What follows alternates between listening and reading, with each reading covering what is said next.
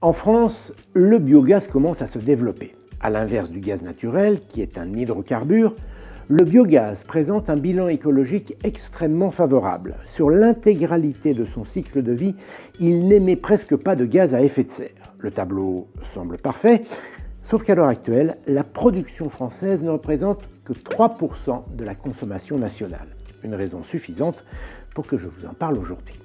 Ce biogaz est produit typiquement dans des exploitations agricoles par méthanisation, une technique de fermentation des déchets organiques. Et bien souvent, le gaz produit est utilisé sur place.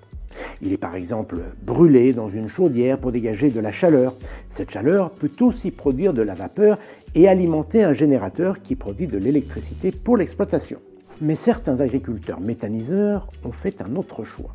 En épurant le biogaz, c'est-à-dire en retirant principalement l'eau et le dioxyde de carbone qu'il contient, il ne reste plus que du méthane, du biométhane, c'est-à-dire un gaz équivalent au gaz naturel standard injectable sur le réseau de gaz. Il peut alors être utilisé par tout un chacun pour produire de l'eau chaude dans un ballon ou dans une chaudière ou pour alimenter sa cuisinière. Dernière application, le carburant pour véhicules. Certaines exploitations de méthanisation intègrent une pompe directement sur le site, un moyen d'alimenter une flotte de véhicules de transport public, des camions pour le transport routier ou encore des particuliers. Il existe même des applis pour retrouver ces stations-service aussi propres que locales. Du carburant en circuit court, c'est rare.